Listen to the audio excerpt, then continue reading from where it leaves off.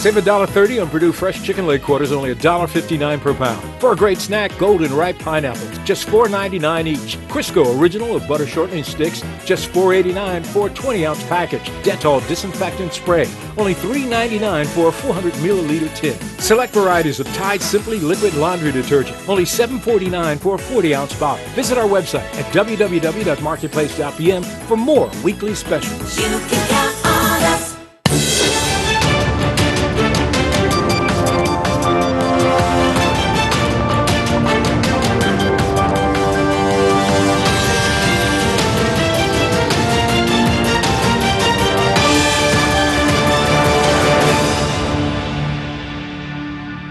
You're watching Bermuda Tonight. It's Tuesday, November 27, 2018. I'm Diane Brewer, and thank you for joining us.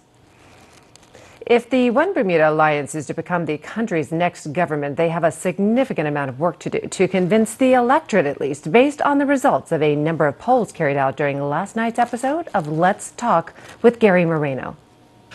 The polls may not have been scientific, but the outcomes still should send a sobering message to the One Bermuda Alliance, which 47% of respondents feel have performed very poorly as an opposition over the last 16 months. This as opposed to only 10% who felt their performance in that role over the same period has been good, and 4% who think it's been very good. As to the party winning the next general election, while 39% of respondents see the OBA's chances of doing so as very low, 9% think they stand a good chance, and 3% very good. And Jetgate, it appears, based on the results, will have an impact on the next general election.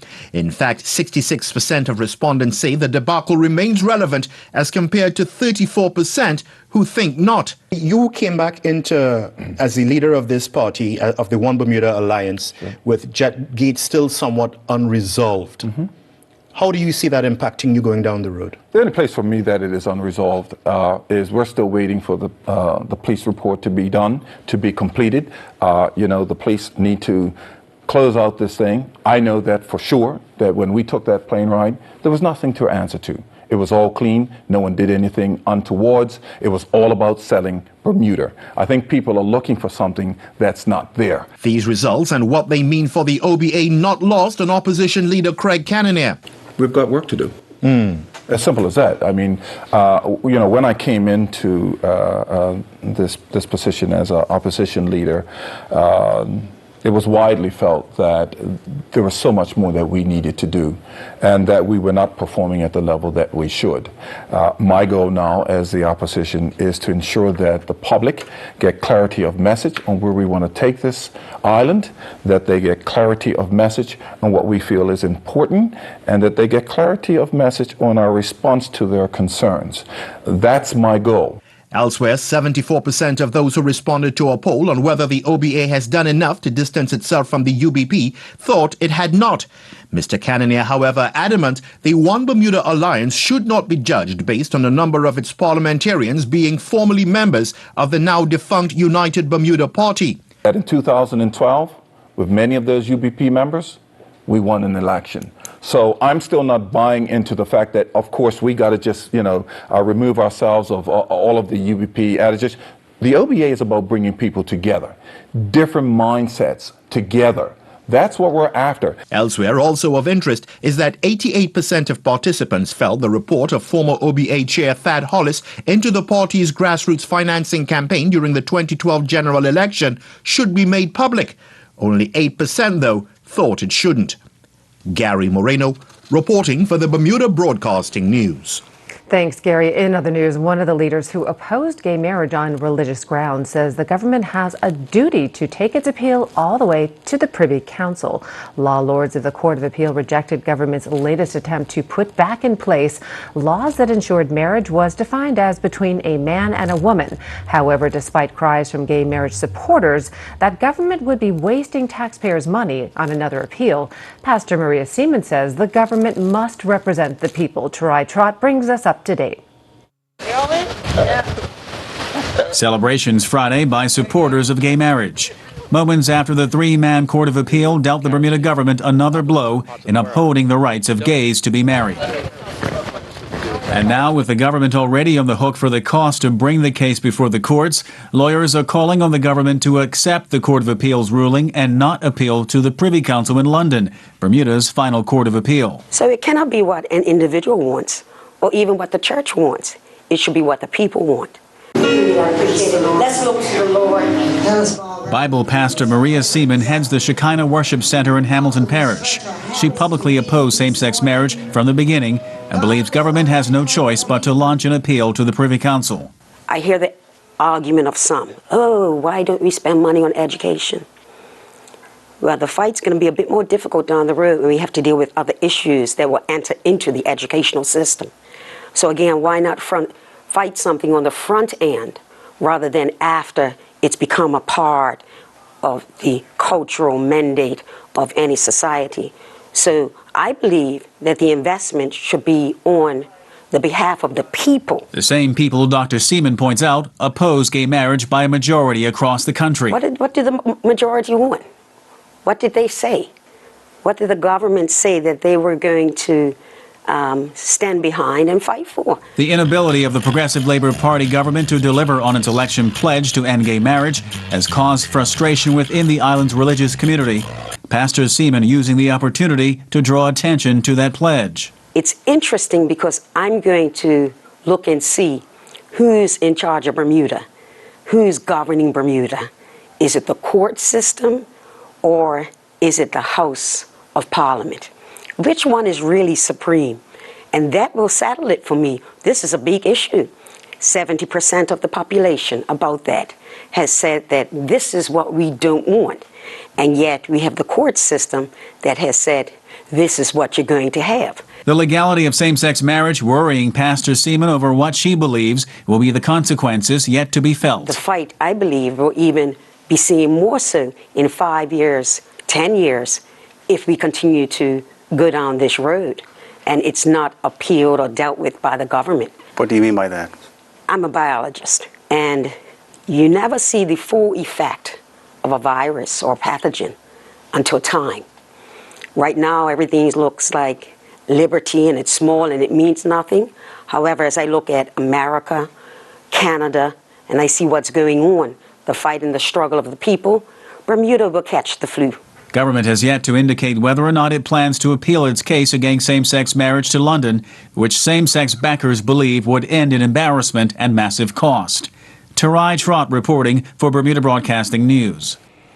Thanks, Tarai. Well, we'll have more for you after this short break, including the latest from AccuWeather. Stay with us.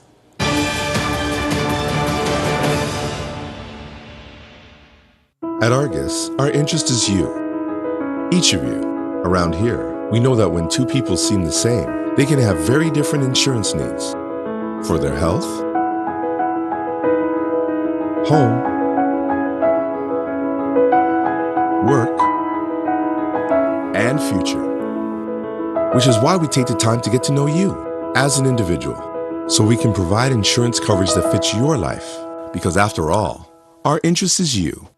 You can count on us. All varieties of potatoes, $4.49 for a 5-pound bag, saving you $1.50. Boneless pork loin, sirloin chops, just $2.99 per pound. Grace coconut water, only $4.89 for a 1-liter box. Select varieties of Ocean Spray cranberry juice, $5.69 for a 64-ounce bottle. Sensible Portion veggie chips, only $2.99 for a 5-ounce tin.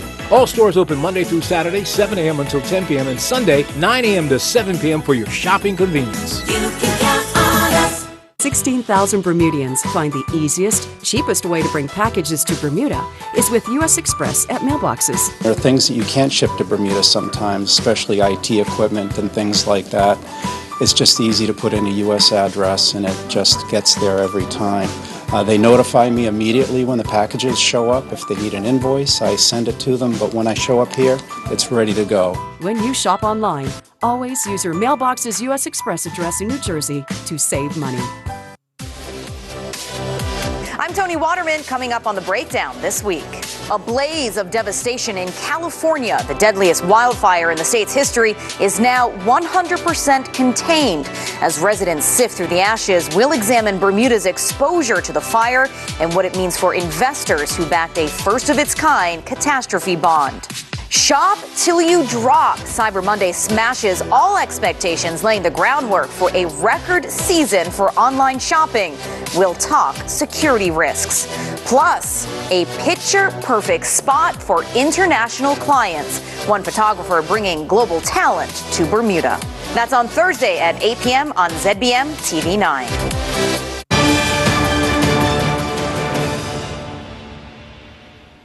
Welcome back. Developers who carry out construction without planning approval may want to cease and desist from doing so now that the Development and Planning Amendment Act 2018 has come into effect.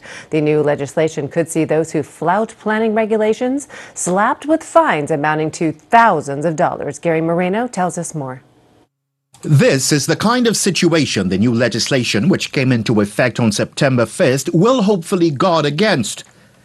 The desecration of a convict cemetery as work to extend the parking area at the West End Sailboat Club was being carried out.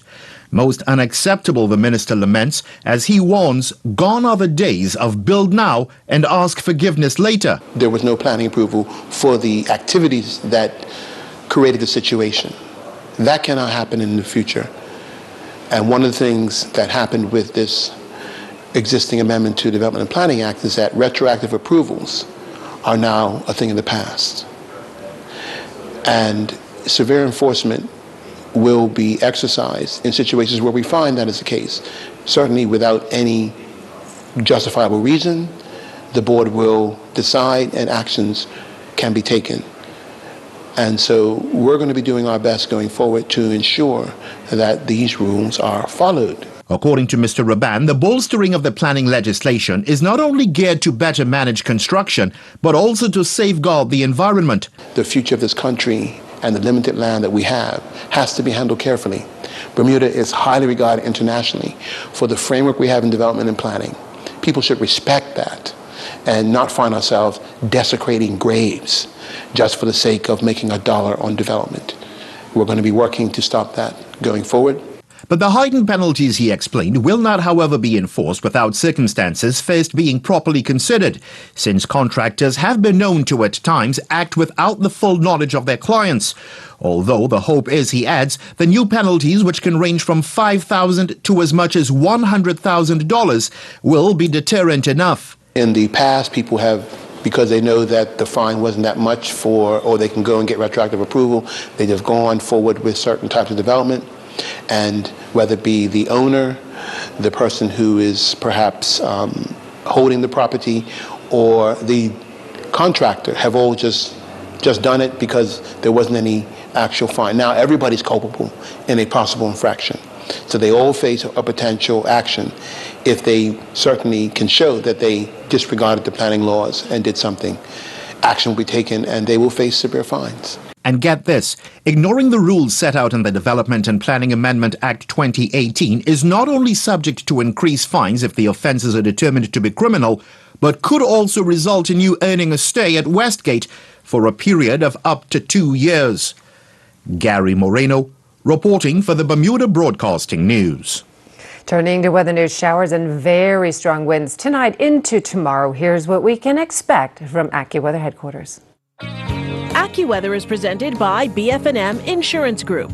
We now go to AccuWeather headquarters. The BF&M Insurance Group is pleased to bring you tonight's AccuWeather forecast. I'm AccuWeather meteorologist Brittany Boyer, and we are in for a bumpy ride over the next couple of days with some rain and also some very strong winds as well. That's going to be the big story as we head into tomorrow. We have a storm system that's pulling away up into northern New England toward the Canadian Maritimes, and we also have a frontal boundary that's going to be moving through the area here. So as you can see on the satellite, a bunch of clouds out there on this Tuesday evening. And I wouldn't even be surprised if we have a few rumbles of thunder as we head into tonight. So here we go with our radar showing you all of that rain that's working its way throughout the area here. I do expect some of this rain to be a bit on the steady side as we head into tonight, and also expect those winds to be picking up as well. Temperatures right now sitting in the low 70s. 70s. Humidity right around 85%. The winds are out of the southwest, 10 to 20 knots. But as we head into tomorrow, we have the possibility of winds getting as high as 50 knots. So we're talking about near storm force winds over 55 miles per hour. So if you have anything sitting outdoors along your property that can easily blow away, even if it's your garbage, you don't want that in your neighbor's yard. Make sure you bring that indoors tonight or put it somewhere where we're not going to have to deal with any issues tomorrow. Water temperature, it's cooled down a bit, 70 degrees. Waves outside of the reef running between 7 to 14 feet. That is going to be going up very drastically as we head into tomorrow. So here are all the weather alerts. We have a lot of them from the Bermuda Weather Service. A small craft warning through Wednesday morning, and then they will reissue a small craft warning Wednesday night through Thursday. We have the thunderstorm advisory through tonight, and then a gale warning Wednesday morning into Wednesday evening. That's really that time frame where we could see winds gusting upwards of 50 plus knots. So some very windy times here, obviously with all the rain and the thunderstorms that are possible and those strong winds heading out in the water is certainly not encouraged right now. Low temperature tonight of 69 degrees. The rain will be steady at times, and again the wind will be picking up as well. Tomorrow we're calling it a very windy day. It's a cold pocket of air running over us here, so highs in the low 70s, lows in the low 60s. So it's going to be a chilly, windy day tomorrow. Here's our future cast as we put this into motion. You can see that storm system pulling away to the north, the frontal boundary crossing through the area, and then you just see those winds whipping throughout the day on Wednesday and also starting to relax into Thursday, but we'll still call Thursday a breezy day here in Bermuda. In Jamaica, temperatures are in the mid-80s right now. No tropical development as we get ready to wrap up the Atlantic hurricane season. Tomorrow in New York City, 45 degrees, 40s in Atlanta. Unsettled here in Bermuda Wednesday and Thursday with those strong winds. And then high pressure builds in, setting the stage for some nicer weather later this week. AccuWeather was presented by BF&M Insurance Group.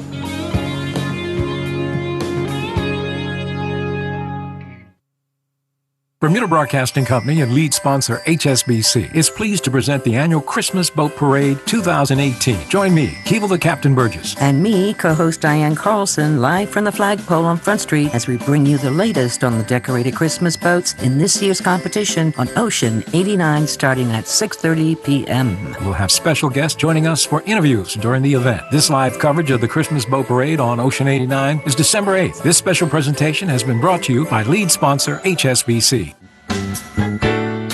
Price Rate is your one-stop shop with something for everyone. Household goods for kitchen, bedroom, and bathroom. Aisles of bulk groceries at value prices. A complete selection of fresh meat and produce. And an extensive range of frozen items to cover every meal. Wines from around the world and beer and liquor at discount prices. Visit Price Right at our 2 locations in Pembroke and Warren. There's always something new and always something for everyone.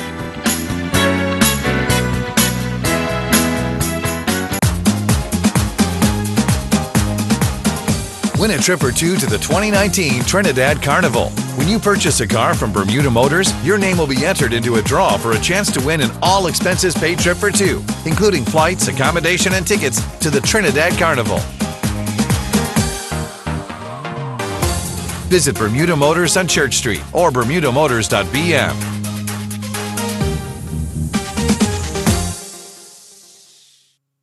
Treat yourself and your loved ones this Christmas at Diamonds International in Dockyard. Sensational bracelets like this 14 Diamond Dazzler, Asian-inspired jewelry by John Hardy, and Bremont Aviation watches. During the holidays, there is 15 to 75% off all merchandise, and this watch as a free gift with every purchase. Plus 5% of all shopping proceeds will be donated to the LCCA charity. There is nothing comparable on the island to the truly outstanding collection at Diamonds International in Dockyard. Real Sports Talk Bermuda, hosted by Earl Baisden, will present a live 1-hour special in-depth analysis on the island's culture and sport. What must be done for improvements, attitudes in sports, success with our former athletes representing the country internationally, and sports administration. Guests include former athletes, influential persons within the sporting community, and the athletes of today. Join us for this special two-part series beginning Tuesday, November 27th at 8 p.m. on ZFB TV7, and again Tuesday, December 4th on ZFB TV7 at 8 p.m. That's Real Sports Talk Bermuda, hosted by Earl Baisden, which is brought to you by the Department of Youth, Sports, and Recreation.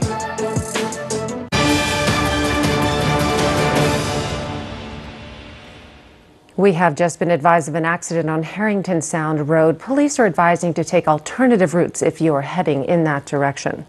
Around 200 professionals are said to have gathered for a crucial forum in London focusing on Bermuda, fintech, and emerging technologies. Today's event saw a turnout from the shipping sector and insurance, among others. It was Bermuda Business Development Agency's fourth overseas forum and second to be held in London over the past year. The event is believed to have brought together more than 50 senior industry and regulatory leaders as speakers and panelists to showcase the island as a financial center of excellence. Presentations and discussions turned the spotlight on investment and business opportunities and also underscored commonalities shared by the Bermuda and London markets. Product distributors BGA have signed an agreement with Seabased, a Swedish technology firm, to purchase two 20-megawatt wave energy parks in the Caribbean. Seabased is one of 8 entities to submit a proposal to the regulatory authority. However, questions arise about whether the purchase agreement would be valid if the regulatory authority fails to select the Seabased proposal as part of Bermuda's energy future. Seabased designs and installs offshore parks that convert ocean waves to electricity for an energy grid. According to the company's website, it's currently developing a 100-megawatt wave park in Ghana and has signed agreements to build wave parks in the Canary Islands and Sri Lanka. The announcement to partner with local distribution company BGA was made in May of this year on the company's website, with the plan of launching a 5-megawatt pilot plant in the Bahamas. The Swedish firm's wave park project is one of the 8 projects submitted for consideration by the regulatory authority here. The intended location of the second wave park, possibly here or in the Caribbean, is unknown, and the question remains if the RA is yet to make its final decision as it seeks input from the public. How is it that the BGA Seabased deal has apparently already been struck? We reached out to BGA CEO and Chairman Wendell Brown for comment on his company's agreement, but we did not get a reply. It's been 6 months since the agreement was made public, but it's unclear whether or not BGA has gone through with the purchase. Mr. Brown was quoted on Seabased's website back in May, saying Seabased ocean wave energy solution is not only the most efficient in the market, but it's also the most sustainable and economical. He adds, "We have long wrestled with limited energy supply and very high prices throughout the Caribbean. Recognizing the vast energy resource represented in the waves that roll onto our beaches every day, I've researched every opportunity to harness this energy," end quote. The agreement to purchase two 20-megawatt wave energy plants has reportedly been backed by the Bank of Butterfield. Seabased CEO Ovind Magnusson said BGA and its leadership are very forward-thinking and committed to protecting the environment of the Caribbean, adding, "We believe that Seabased technology, which has been developed over 2 decades with 100-plus unique patents, is a perfect option for islands like those in the Caribbean with desirable wave climates and a high need for energy." He adds, "Yet it takes people with vision to help really bring wave energy into its proper place among renewables. BGA and its supporter, the Bank of Butterfield and Son, have that vision," end quote. While a 20-megawatt wave park would only meet a portion of the island's power needs, a 120-megawatt system could meet the entire demand. A week before the public consultation deadline, the RA released a video on its Facebook page and YouTube channel describing each IRP proposal under consideration. The RA has published several submissions from the public, with the majority pledging their support of the Bermuda Better Energy Plan in opposition to Belco's plan. We understand facilitators of the Better Energy Plan will be meeting with Wendell Brown of the BGA for discussions on their respective projects this Thursday. Jasmine Patterson reporting for Bermuda Broadcasting News. Thanks, Jasmine. Well, still to come, Mike Sharp with our sports roundup. We'll be right back.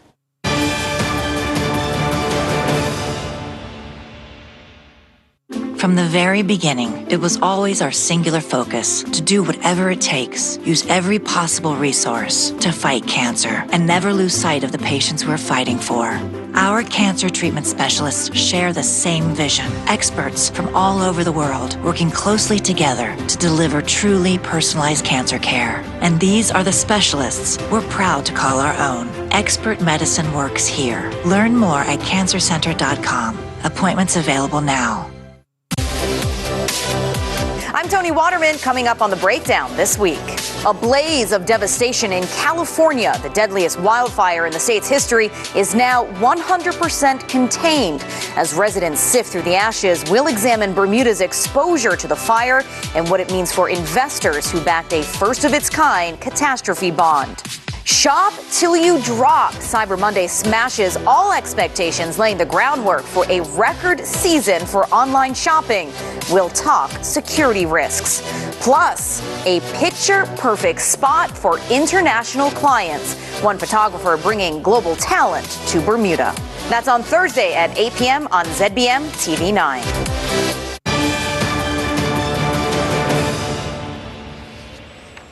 Turning to sports, Bermuda's new IBA International welterweight champion Nikki Bascom still the talk of the town, but Saturday night's display of the sweet science of boxing at the Fairmont Southampton revealed there may be more champions in the making locally. Mike Sharp spoke with two to watch for the future. Andre Lamb and Tyler Christopher both recorded unanimous decisions over Canadian boxers Alex Navarro and Steve Wilshire. The two local fighters have their sights on bigger and better things in the future. First, we hear from Andre Lamb. Alex came down in February and fought another fighter, Mikey Parsons, and he was victorious. So he's coming back to fight me, and I end up beating him unanimously, every single round. Right. So what was your strong points, do you think? I think I was just stronger. He was kind of apprehensive on coming in, because when he fought Mikey, he was on the inside the whole time throwing a lot of punches. And that's what I was expecting. But I guess I just saw, like, at the beginning of the fight, I hit him, and then he just, like, didn't seem like he wanted to come in. So I guess his whole game plan changed, and we just went to work after that. Lamb admits he went into a dance after he stunned Navarro. Everything was flowing so nice, and my corner was picking up on a lot of things. And I was doing everything they were saying, and it just felt good that everything that we was working on and they were saying was coming off so well. So. Tyler Christopher won a unanimous decision over Steve Wilshire. The fighters had met before. Yes, in February. And what happened there? In February, it was another unanimous decision. You know what I mean? Mm-hmm. This time, I was looking for the knockout this time. Being that you guys had gone to Mexico and Colombia and having faced greater opposition, I was trying to get the knockout this time around. You wanted to put him on the canvas? Yes, I did. So you didn't achieve that? I got at least 4 standing 8 counts. The ref gave him about 4 standing 8 counts. I got like 2 in the first, 1 in the second, and I think 1 in the third. So he just wouldn't go down? No, the ref was saving him. Okay. But the ref got a job to do at the same time, so he has to protect the fighters. Lamb and Christopher are two strong candidates for the 2020 Olympics in Tokyo. Christopher elaborates on Olympic qualifying. We'll have to go to the Pan Am Games that are in Peru next year. Summer. Do you know do you have to get a medal at the Pan Am to make it to the Olympics? Yeah, that's the sure way to get in. I think it's like a couple of other ways where the judges could pick you, but that's not sure. But you always want to go there and get the medals. How you feel about Pan Am? I mean, that's almost just one step under the Olympics almost. Yeah. You got work to do for that one. Yeah. So you agree you have a lot of work to do? Yeah. Are you two in a special clique knowing, or are there one or two other fighters that are trying to get to the Olympics as well? I just know of you two. As far as I know. It's you two? Yeah. It's you two, right? So do you two talk about like, hey, look, we got to do this, we got to do this? It's like almost a team. Yeah, of course. Like I feel like whenever we feel like we're not at the standard, we always go back and talk to each other. Like, we guys need to go get these sprints done. Like, we need to get up in the morning. Like, this is what we need to do. And we always talk about that. And I feel like, we come out on top doing that. And how do the two rising stars feel about Nikki Bascom's unanimous decision over Mexican David Martinez? I thought he done real good, especially for the guy he fought. Like, that guy was tough. And, the first 2 rounds were kind of stiff, but then you could see he made a big adjustment during the fight. And I think he pulled it off. He went on the bicycle and started running. Yeah. I don't think he started running. Sometimes he's got 8 rounds, so I think he took his time to get his thoughts right. You got plenty of time to make these adjustments. So he moved around, started to see what the guy was doing, and you saw him picking shots. Tyler, Nicky looked a little wobbly on his feet from one or two shots, but the first 2 rounds he looked a little shaky, but he came back hard, true champion. And I'm Mike Sharp with Bermuda Broadcasting Sports. Thanks, Mike. Well, that's our newscast for tonight. I'm Diane Brewer. Thanks for joining us. Please stay tuned for Real Sports Talk at 8 p.m. Good night.